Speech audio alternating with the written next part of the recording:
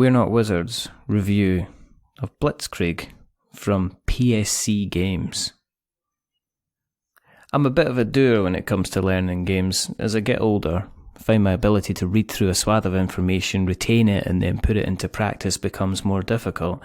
I find myself second-guessing more and more often I end up learning on the job, with the pieces laid out in front of me. It means that most of my first games can be labelled as messy endeavours, and I'm not actually switching the fun switch on, sometimes until the second game.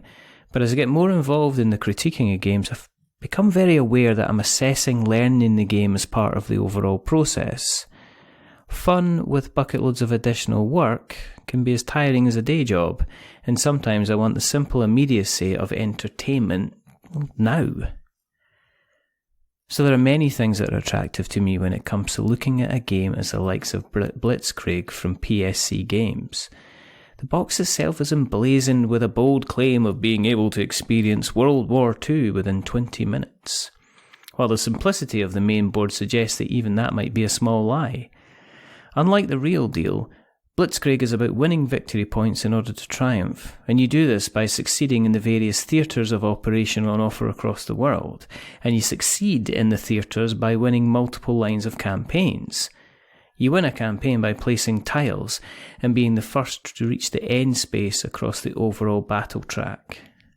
Now, the only rule for placing tiles is they need to match the space for the type of territory they're being placed on.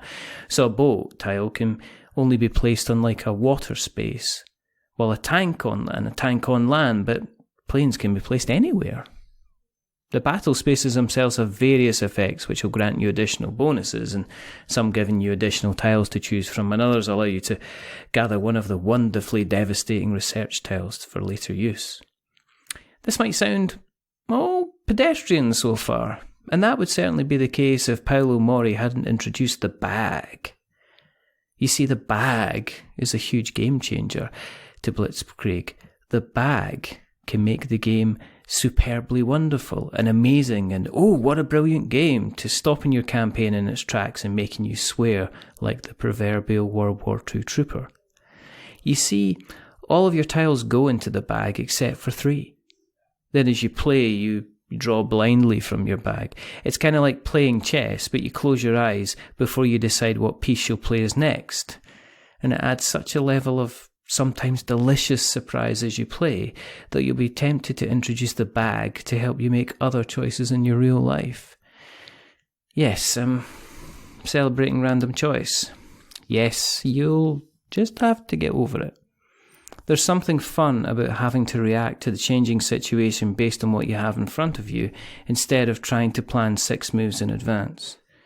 The upshot is that even with the additional research tokens and battle power spaces, Blitzkrieg is a very easy game to get to the table and just blast through. Once you play the first couple of games, it's strangely Moorish. It's easy to reset and start again, and even if things aren't going your way particularly, then like the Scottish weather, you only really need to wait 20 minutes for it to change.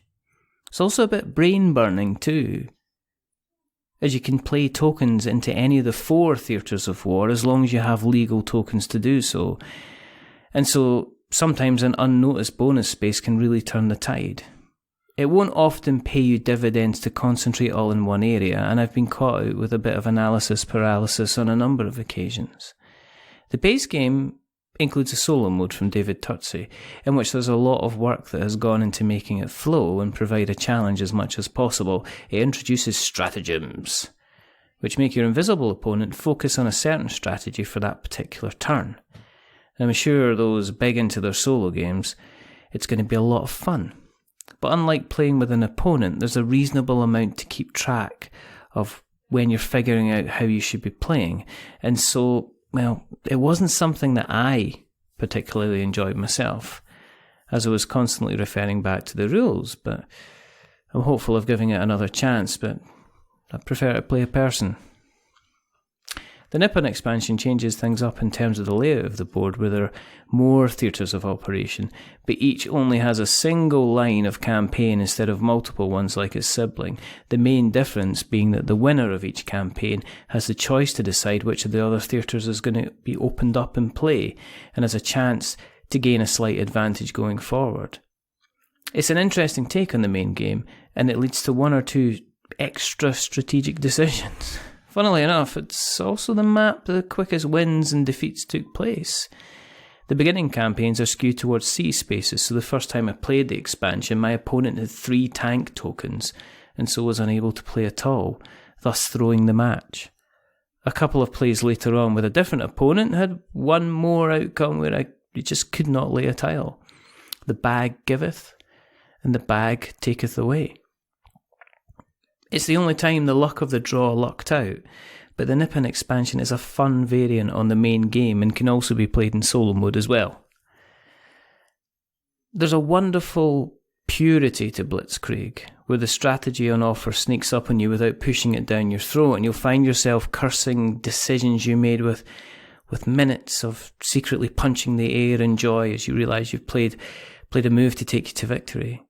For those looking for something short and very sweet, you'd better book some time at the dentist, because there's a chance Blitzkrieg is going to be a favourite dish on your table.